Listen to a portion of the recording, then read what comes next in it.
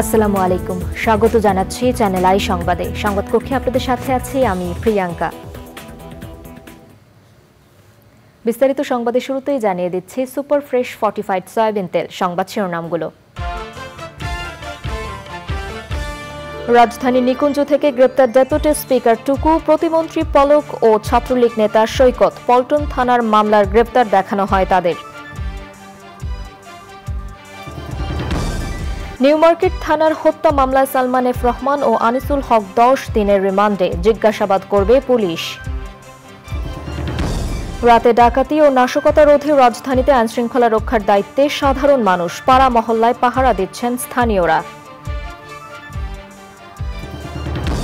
শোকাবহ 15ই আগস্ট, আজ 75-এর এই দিন নৃশংসভাবে হত্যা করা হয় বঙ্গবন্ধু শেখ মুজিবুর রহমান সহ পরিবারের বেশিরভাগ সদস্যকে। এবং ঋতু পরিবর্তনে রং বেরঙের ফুলের আবির্ভাব ঘটে প্রকৃতিতে, সৌন্দর্য বৃদ্ধি ছাড়াও ভূমিকা রাখে উদ্ভিদের বংশবৃদ্ধিতে।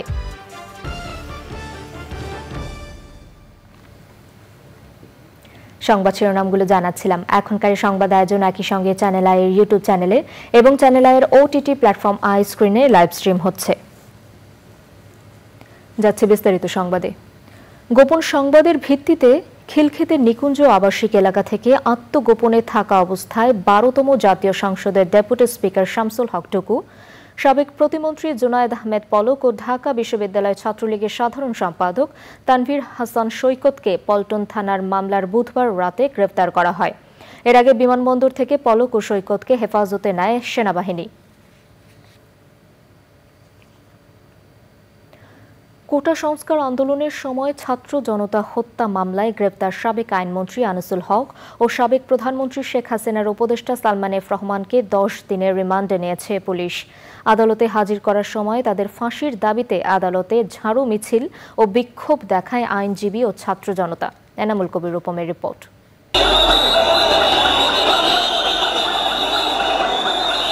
ছাত্রদের কোটা সংস্কার আন্দোলনের সময় রাজধানীর সায়েন্স ল্যাবরেটরি ও ঢাকা কলেজের সামনে ছাত্র ও এক হকারের মৃত্যুর ঘটনায় নিউ মার্কেট থানায় দায়ের করা মামলায় ঢাকার সিএমএম আদালতে হাজির করা হয় গণ অভ্যুত্থানে ক্ষমতাচ্যুত শেখ হাসিনা সরকারের বেসামরিক বিনিয়োগ বিষয়ক উপদেষ্টা সালমান এফ রহমান ও সাবেক আইনমন্ত্রী আনিসুল হককে।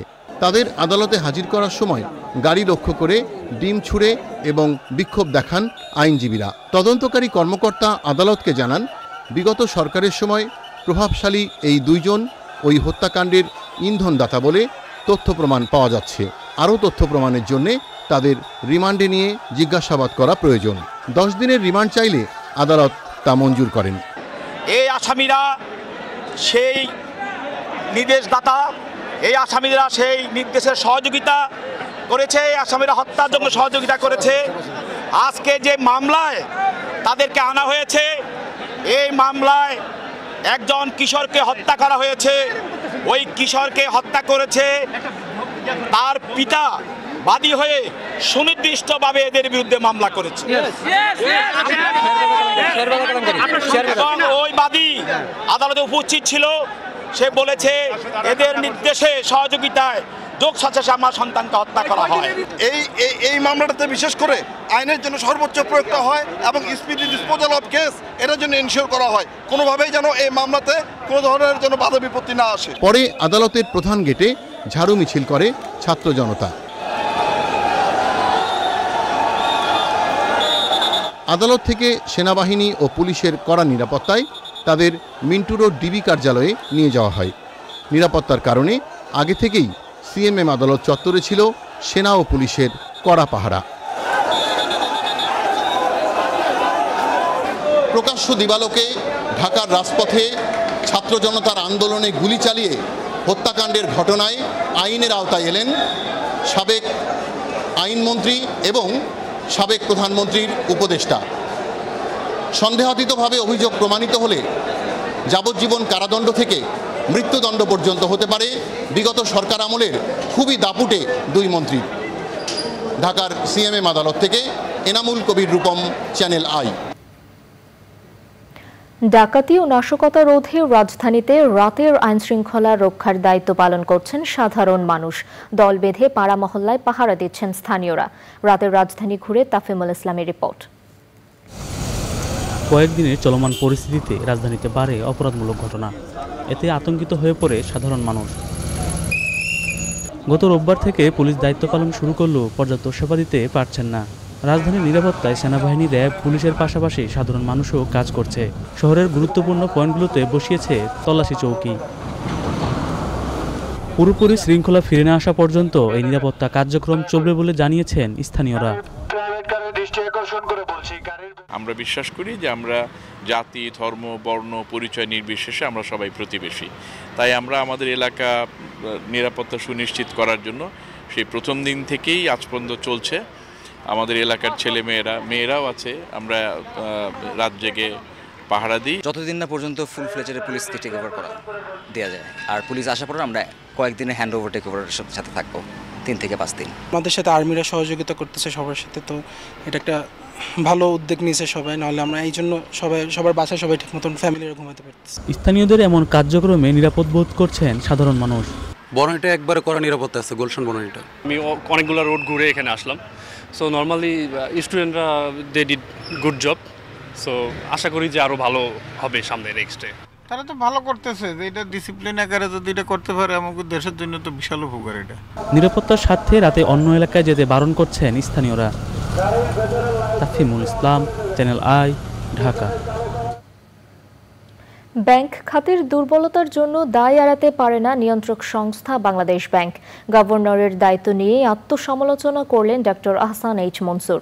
তার মতে, মাথায় পচন ধরলে যেমন শরীরের অন্য অঙ্গ সংক্রমিত হয়, তেমনি প্রধানমন্ত্রীর কার্যালয় থেকে ব্যাংক সহ অন্য সব খাত নিয়ন্ত্রণের সরাসরি কুফল এটা। অর্থ পাচারকারীরা শান্তিতে ঘুমাতে পারবেন না বলেও হুঁশিয়ারি দিয়েছেন তিনি। রিজভি নেওয়াজের রিপোর্ট। আব্দুর রউফ তালুকদারের পদত্যাগের পর বাংলাদেশ ব্যাংকের 13তম গভর্নর হয়েছেন ডক্টর আহসান এইচ মনসুর। বয়সসীমা 67 বছর সংশোধন করে মঙ্গলবার রাতেই 72 বছর 8 মাস বয়সের এই অর্থনীতিবিদকে নিয়োগের প্রজ্ঞাপন জারি করে আর্থিক প্রতিষ্ঠান বিভাগ।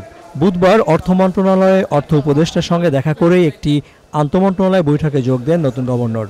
ওই বৈঠক শেষে দুপুর 1:15 যান বাংলাদেশ ব্যাংকে। যোগদানের আনুষ্ঠানিকতা শেষ করে গণমাধ্যমের সঙ্গে কথা বলেন গভর্নর। এই মূল্যস্ফীতির উপর কাজটা করতেই হবে। এটা শুরু হয়ে যাচ্ছে, আজকে থেকে শুরু হয়েছে এবং এটা দ্রুত আমরা কাজ করব। কিন্তু কাজ করব মানে যে মূল্যস্ফীতি দ্রুত কমে আসবে, এটা তার নিজস্ব গতিতেই কমবে। যেমন নিজস্ব গতিতেই বেড়েছে, নিজস্ব গতিতেই কমাতে হবে, কিন্তু কমবে। এটা নিয়ে এটা আমার সন্দেহ নাই, কিন্তু সময় লাগবে। সত্যি কথা বলতে, ব্যাংকিং খাতের এই দুর্বলতার জন্য বাংলাদেশ ব্যাংকও তো কিছুটা দায়ী।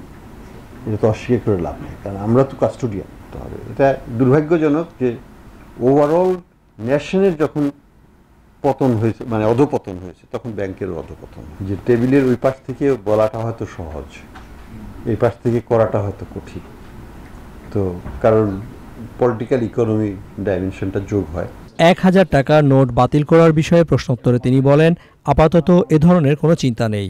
Demonetisation not a simple thing, এবং এক্সপিরিয়েন্স যে খুব ভালো তাও না। আমরা ভারতের এক্সপিরিয়েন্স দেখেছি। এই কারণে কিন্তু ভারতের রঘুরাম রাজন কিন্তু তখন এটাকে এন্ডোর্স করে না এবং হি রিজাইন, যে সেটা করবে না। আমরা এমন একটা সিচুয়েশন করব যাতে যারা টাকা নিয়ে গেছেন তারা যেন একটু কষ্টে থাকে, মানে একেবারে টাকার বালিশে বিছানা যেন না ঘুমাতে না পারে, একটু দৌড়াদৌড়িতে থাকতে হবে তাদের। গভর্নর হওয়ার আগে পলিসি রিসার্চ ইনস্টিটিউটে নির্বাহী পরিচালক হিসেবে যুক্ত ছিলেন IMF-এ দীর্ঘদিন কাজ করার অভিজ্ঞতা সম্পন্ন এই অর্থনীতিবিদ। Rizvi Newaz, channel I, Dhaka. শোকাবহ 15ই আগস্ট আজ। স্বাধীনতার মাত্র 3.5 বছরের মাথায় 1975 সালের এই দিনে বঙ্গবন্ধু শেখ মুজিবুর রহমানকে নৃশংসভাবে হত্যা করা হয়। সেদিন মানবতা আর মানবাধিকারকে পদদলিত করে ঘাতকেরা নির্মমভাবে হত্যা করে বেগম ফজিলাতুন্নেসা মুজিব, শিশু রাসেল সহ জাতির পিতার পরিবারের বেশিরভাগ সদস্যকে। বিস্তারিত জানাচ্ছেন তাফিমুল ইসলাম সুজন। শুক্রবার ভোর তখন প্রায় 5টা। কয়েকজন বিপদগামী সেনা অফিসারের নেতৃত্বে 5টি ট্রাকে সেনা সদস্যরা অবস্থান নেয় স্বাধীনতার বিজয়গাথা ঐতিহাসিক ধানমন্ডির 32 নম্বর বাড়ির সামনে। বাড়ির নিরাপত্তার দায়িত্বে থাকা গুটি কয়েক নিরাপত্তারক্ষীর সামান্য প্রতিরোধে পেরিয়ে বাড়িতে ঢুকে পড়ে ঘাতক দল। বঙ্গবন্ধুর বড় ছেলে ক্যাপ্টেন শেখ কামাল প্রতিরোধের চেষ্টা করলেও তা ব্যর্থ হয় ঘাতকের মুহুর্মুহুর গুলিতে। ঘাতকেরা বঙ্গবন্ধুকে পেয়ে যায় দোতলার উঠার মুখে। তখন পেছন থেকে একজন বঙ্গবন্ধুর উপর ব্রাশ ফায়ার করে। বঙ্গবন্ধুর নিথরদেহ পড়ে যায় সিঁড়ির মাথায়। ঘাতকরা একে একে হত্যা করে বঙ্গমাতা শেখ ফজিলাতুন্নেসা মুজিব, শেখ জামাল, সুলতানা কামাল, রোজি জামাল এবং শেখ আবু নাসেরকে। নিচিয়ে নামা হয় শিশু শেখ রাসেলকে। মার কাছে নিয়ে যাওয়ার কথা বলে তাকেও হত্যা করে ঘাতকরা। বিদেশে থাকায় সেদিন বেঁচে যান বঙ্গবন্ধুর 2 কন্যা শেখ হাসিনা ও রেহেনা। এই হত্যাকাণ্ডের কয়েকজন খুনির ফাঁসি কার্যকর হয়েছে। তাফহিমুল ইসলাম, চ্যানেল আই, ঢাকা। ঋতু পরিবর্তনের সাথে সাথে সারা দেশে রং বেরঙের বিভিন্ন ফুলের আবির্ভাব ঘটে, যা বাংলার প্রকৃতিকে আরও রাঙিয়ে তোলে। এই সাজ বদলের পালায় বাংলাদেশের প্রকৃতি থাকে চিরসজীব ও বৈচিত্র্যময়। সৌন্দর্য বৃদ্ধি ছাড়াও উদ্ভিদের বংশবৃদ্ধিতে প্রধান ভূমিকা রাখে ফুল। তবে বিভিন্ন কারণে বাংলার প্রকৃতির নান্দনিক এই ফুলগুলো বিপন্নপ্রায়। ঋতুবৈচিত্র্যে বাংলার ফুল নিয়ে দেখুন সাবরিনা হাসানের প্রতিবেদন।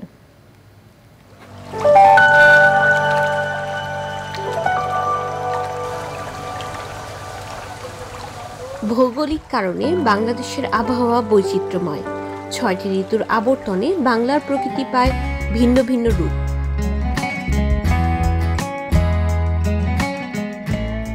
প্রচণ্ড দাবদাহ আর ঝড় বৃষ্টির দানবীয় মূর্তি নিয়ে গ্রীষ্মকাল এলেও কৃষ্ণচূড়া, জারুল, হিজল, গোলাপ, সোনালু ফুলের ছোঁয়ায় প্রকৃতিতে নতুন রঙের সঞ্চার ঘটে।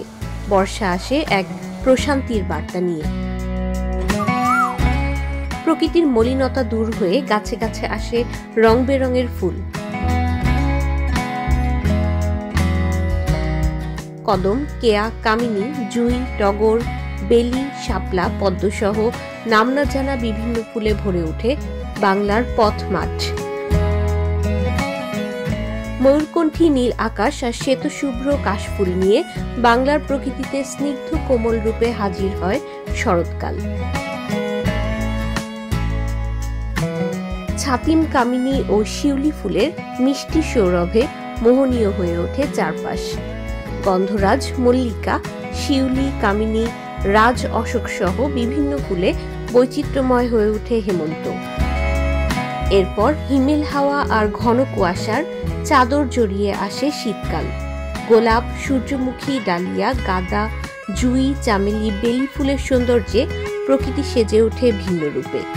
শীতের শীর্ণতাকে ছাপিয়ে যায় দিগন্ত বিস্তৃত হলুদ সরিষা ফুলের ক্ষেতের মোহনীয় সৌন্দর্য।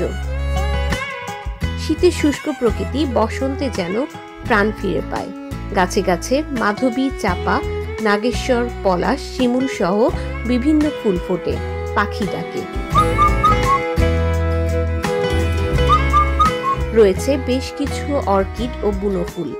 ঋতুভিত্তিক এসব ফুল ছাড়াও বছর জুড়ে জবা, নয়নতারা, রঙ্গন সহ বেশ কিছু ফুল দেখা যায় বাংলার প্রকৃতিতে।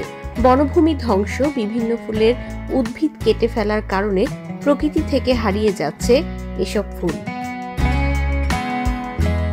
এতে ফুলের উপর নির্ভরশীল কীটপতঙ্গ পড়ছে খাদ্য সংকটে। বাধাগ্রস্ত হচ্ছে উদ্ভিদের পরাগায়ন প্রক্রিয়া।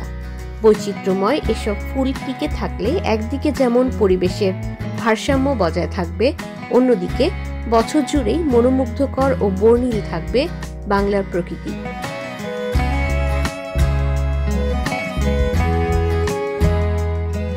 সাবরিনা হাসান, প্রকৃতি ও জীবন ডেস্ক, চ্যানেল আই। ঋতুবৈচিত্র্যে বাংলার ফুল নিয়ে পর্বটি দেখবেন আজ রাত 10:15 প্রকৃতি ও জীবন অনুষ্ঠানে। দ্রুত সম্প্রসারণ হচ্ছে নগর, এতে পাল্টে যাচ্ছে নগরায়নের রূপ। গাছপালা আর পুরনো বাড়ির জায়গায় উঠছে নতুন নতুন ভবন আর অবকাঠামো। এর মাঝে একদল নাগরিক মাটির কাছাকাছি থেকে নিজ হাতে ফসল ফলাতে এবং প্রকৃতির ছোঁয়া পেতে গড়ছেন ছাদ কৃষি। নাগরিকদের মাঝে সৃষ্টি হচ্ছে পারস্পরিক সম্পর্ক। শাইখ সিরাজের ছাদ কৃষি রিপোর্ট। ঢাকার উত্তরার 4 নম্বর সেক্টর। এখানে 17 বছর আগে অনেকটা ফাঁকা জায়গায় বসতি করেছিলেন আরিফ আবদুল্লাহ এবং শিরিন সুলতানা। সময়ের সাথে এটি এখন ঘনবসতিপূর্ণ এক নগরের অংশ। কোথাও নেই একটু খোলামেলা প্রকৃতি বা গাছগাছালি, তাই ভবনের উপরিভাগে ছাদ কৃষির চর্চা করছেন এই দম্পতি। ফল তো পাই আলহামদুলিল্লাহ, তারপরে আপনি শাকসবজি। আপনার ফলের মধ্যে কি কি আছে?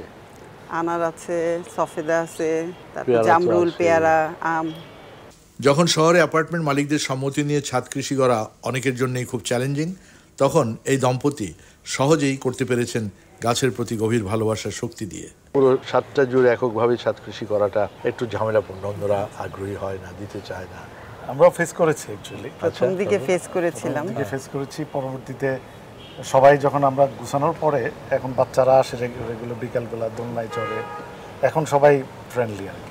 তাদের দাবি নগর পরিকল্পনার মাঝেই সবুজকে প্রাধান্য দেওয়ার। আমরা যে কার্বনটা ইমিট করছি, আলটিমেটলি আমি যদি ওইটা নিউট্রাল করতে পারি, দিস ইজ দ্য অ্যাচিভমেন্ট। আমার মনে হয় এটা অবশ্যই বাধ্যতামূলক করা উচিত, প্রতিটা ছাদে কিছু গাছ মাস্ট, ইভেন স্কুলেও এটার একটা করা উচিত গাছ রিলেটেড। এই দম্পতিও মনে করেন যে ছাদ কৃষি সম্প্রসারণের জন্য সরকারিভাবে প্রণোদনার খুব দরকার। একইভাবে প্রাথমিক স্কুলগুলোতে শিশুদেরকে এ ব্যাপারে সচেতন করার জন্য সে সমস্ত স্কুলের ছাদগুলো ফেলে না রেখে সেখানে কৃষির আয়োজন করা, তাহলে এর সম্প্রসারণ ঘটবে, আমাদের পরিবেশ রক্ষা পাবে। ঢাকার উত্তরার শেরিন সুলতানা, আরিফ আব্দুল্লাহ ছাদ কৃষি থেকে, শাইখ সিরাজ, চ্যানেল আই। এ নিয়ে বিস্তারিত প্রতিবেদন দেখবেন আজ বিকেল ৩টা ৫ হৃদয়ে মাটি ও মানুষের ডাক অনুষ্ঠানে। দর্শক, এবারে বিরতি, এবং বিরতির পর যা থাকছে: আজ মাঠে গড়াবে স্প্যানিশ লা লিগা, আগামীকাল শুরু হচ্ছে ইংলিশ প্রিমিয়ার লিগ ফুটবল। ফিরে এলাম বিরতির পর। শাহাদাত বার্ষিকী উপলক্ষে ধানমন্ডির ৩২ নম্বরে বঙ্গবন্ধু শেখ মুজিবুর রহমানের প্রতিকৃতিতে শ্রদ্ধা জানিয়েছে বিভিন্ন শ্রেণী পেশার মানুষ। মোমবাতি প্রজ্বলনের মাধ্যমে শ্রদ্ধা জানান তারা। এ সময় ১৫ই আগস্টে বেশ কিছু কর্মসূচি পালনের কথা জানানো হয়।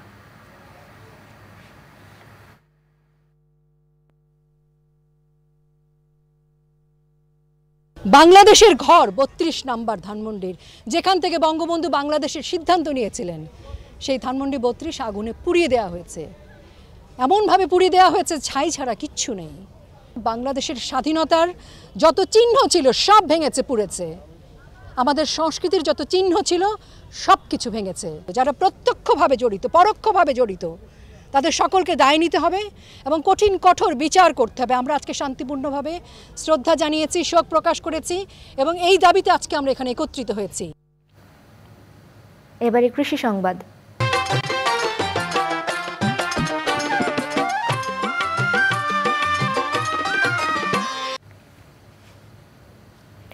ভোলায় এবার আখের ভালো ফলন হয়েছে। সাথী ফসল হিসেবে আলু চাষ করে দ্বিগুণ লাভ করেছেন কৃষক। চলছে পাইকারদের কাছে বিক্রি ও কাটার ধুম। ভালো দাম পেয়ে খুশি চাষিরা। ভোলা প্রতিনিধি হারুনা রশিদের তথ্য ও ভিডিও চিত্রে আল মুকসিদের রিপোর্ট। কৃষি বিভাগের হিসেবে ভোলায় এবার ৫০০ হেক্টর জমিতে আখের চাষ হয়েছে। লাভ বেশি হয় প্রতিনিয়ত কৃষিজীবীরা আখ চাষে ঝুঁকছে। আখের সাথে সাথী ফসল হিসেবে আলু করে দ্বিগুণ লাভ করছেন তারা। সহযোগিতা করছে কৃষি বিভাগও। আখ চাষের যদিও দীর্ঘমেয়াদী একটি ফসল, তবে সুবিধা হলো ২ সারি আখের মাঝখানে আলু, মরিচ, রসুন, পেঁয়াজ এগুলি সাথী ফসল এবং আন্তঃফসল হিসেবে চাষ করে কৃষক লাভবান হচ্ছে। ইতোমধ্যে আখের পাইকাররা ক্ষেত কেনা শুরু করেছেন। প্রতি শতাংশ আখের ক্ষেত বিক্রি হচ্ছে ৩,০০০ টাকা করে। ৮০% আখ করিয়া মনে করেন বেচা নামছে আমের ৭০% ৩,০০০ করে বেচছি, ২,৪০,০০০ যাই, মানে শতাংশ হিসেবে ৮০ করে যায়, ২০ করে যায়। মনে করেন ৮ করা জমি আখ করতে যায় আমার প্রায় ৮০,০০০ টাকার মতন খরচ গেছে। আমি মোটামুটি ১.৫ লাখ টাকা বেচ থাকলে মোটামুটি আমার খরচপাতি সব আইব, এই ধরনের আশা করি। এই আলুর ভিতরে আমি আখ করছি, আখ করার পরে এই আখ আপনার ১২,০০০ টাকা করা, আমি ৯ করা জমি আখ করছি। আমরা এই যে আলু করি, আমাদের আলু ওই ক্ষেত থেকেই কিনে নিয়ে যায়। আমরা কোনো বাজারে বাজার নিয়ে ব্যস্ত হয় না, আমার ক্ষেতে তো নিয়ে যায়। একই জমিতে আলুর সাথে আখ চাষ করায় খরচ কম হচ্ছে চাষিদের। আল মুকসিদ, চ্যানেল আই। এবারে প্রকৃতি সংবাদ।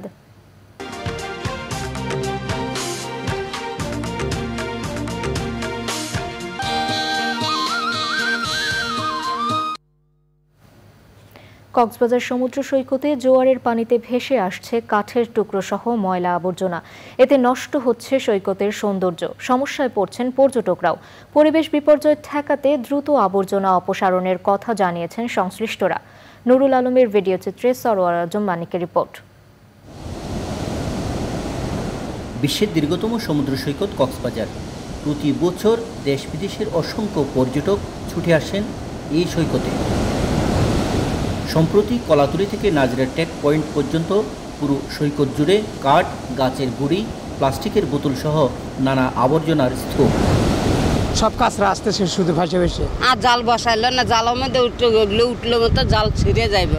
আমাকে দু একটা চোখের মধ্যে জাগানোর জন্য নিয়েছে। মানুষ হাঁটা চলাচল করার কোনো সুযোগ নাই, এরকম পরিষ্কারভাবে এটা ময়লা আবর্জনা আসছে। সৈকত পরিচ্ছন্ন রাখতে এরই মধ্যে কাজ করছে শিক্ষার্থীরা।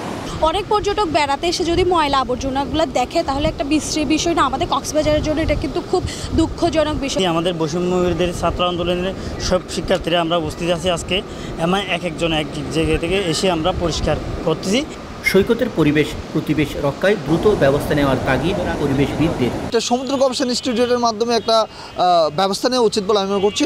যেভাবে সমুদ্র সৈকতের পরিবেশ বিপর্যয় শুরু হচ্ছে, এটা কক্সবাজারের জন্য অশনি সংকেত, সমুদ্র সৈকতের জন্য অশনি সংকেত। কাঠের গুঁড়ি বা এই টাইপের ময়লাগুলো আগে কিন্তু খুব সচরাচর সাগরে আসে নাই এবং এগুলো জ্বালানি কাঠ হিসেবে ব্যবহার উপযোগী। সেক্ষেত্রে বিচ ম্যানেজমেন্ট কমিটি এগুলো কালেক্ট করে এগুলো আসলে যারা এগুলো জ্বালানোর জন্য যাদের প্রয়োজন হয় তারাও আসলে এটা নিয়ে যেতে পারবে। এবং এটা সৌন্দর্যকে যেহেতু হানি করে, আমাদের অবজারভেশন হচ্ছে এটা দ্রুত সরিয়ে ফেললে এখানে আমাদেরও ভালো লাগবে। কয়েক বছর ধরেই সৈকতে এমন আবর্জনা ভেসে আসার কারণ জানতে তদন্ত কমিটি করা হলেও এখন পর্যন্ত প্রতিবেদন জমা দেওয়া হয়নি। কক্সবাজার সৈকতে ভেসে আসছে নানা প্রকার বর্জ্য বা ময়লা। এসব ময়লাগুলো কোথা থেকে কেন আসছে কেউ বলতে পারছে না। তবে পরিবেশবিদরা বলছেন সাগরে কোনো সমস্যা হয়েছে কিনা সেই বিষয়টি গবেষণার প্রয়োজন রয়েছে বিশেষ পর্যবেক্ষণের। কক্সবাজার সমুদ্র সৈকত থেকে সরোয়ার আজম মানিক, চ্যানেল আই। এবারে খেলার খবর।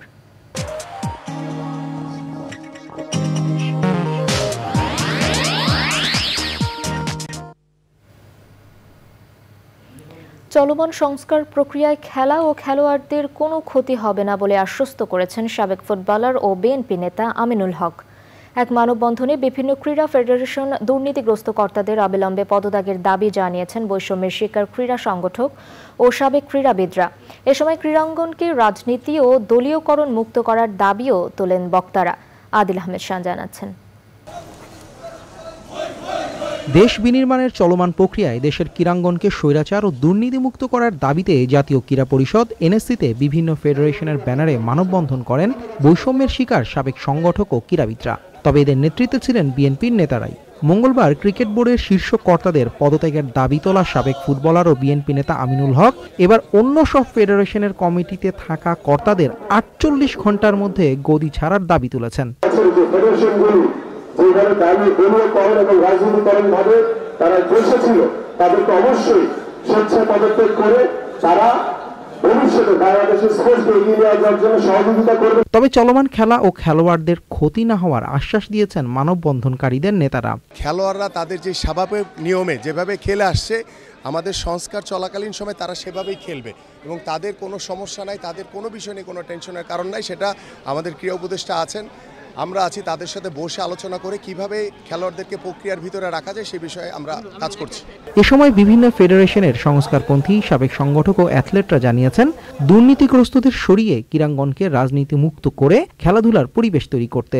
এই সরকারকে অনুরোধ করব, সেই সমস্ত চোর ডাকাত যারা আছে, বেরিয়ে যারা আছে, তাদের কমিটি অনতি বিলম্বে বিলুপ্ত করতে হবে। তাহলে এত ব্যর্থতার গ্লানি নিয়ে আবার সালাউদ্দিন সাহেব কিভাবে নির্বাচন করতে চায়? ওনারে সসম্মানে আমরা অনুরোধ করি, সম্মানে আপনি ফেডারেশন ছেড়ে চলে যান। যারা দীর্ঘদিন ধরে কাবাডিকে লালন করে আসছে সংগঠক, যারা খেলোয়াড় তৈরি করেছে, এই সমস্ত লোকদেরকে মূল্যায়ন করা হয় নাই। বঞ্চিত ও যোগ্য সংগঠকরা আবারও ফিরবেন ক্রীড়াঙ্গনে এবং তৃণমূল পর্যায় থেকে খেলাধুলার উন্নয়নে কাজ করবেন বলে প্রত্যাশা সংশ্লিষ্টদের। আদিল আহমেদ শান, চ্যানেল আই, ঢাকা। সাফ অনূর্ধ্ব 20 ফুটবল চ্যাম্পিয়নশিপে অংশ নিতে শুক্রবার সন্ধ্যায় নেপালের উদ্দেশ্যে ঢাকা ছাড়বে বাংলাদেশ দল। সাফ অঞ্চলে একমাত্র এই টুর্নামেন্টেই কখনোই শিরোপা জিততে পারেনি বাংলাদেশ, যদিও এর আগে 2017, 2019 এবং 2022-এর আসরে ফাইনাল খেলেছে। প্রস্তুতি নিতে সন্তুষ্ট বাংলাদেশ দলের কোচ মারুফুল হকের প্রতিশ্রুতি এবার শিরোপা জেতার স্বপ্ন পূরণ হবে। 18 থেকে 28 আগস্ট অনুষ্ঠেয় এবারের টুর্নামেন্ট আয়োজন করেছে নেপাল। তাদের মনোযোগ এবং তাদের ফোকাস দেখে, তাদের ডেডিকেশন দেখে, এফোর্ট দেখে আমার কাছে মনে হয়েছে, ইনিশিয়ালি আমার টার্গেট ছিল যে আমরা ফাইনাল খেলবো, কিন্তু তাদের ডেডিকেশন এবং তাদের ফোকাস এবং তাদের কমিটমেন্ট দেখে মনে হচ্ছে যে না, আমরা এবার চ্যাম্পিয়ন হওয়ার জন্য যাব ইনশাল্লাহ।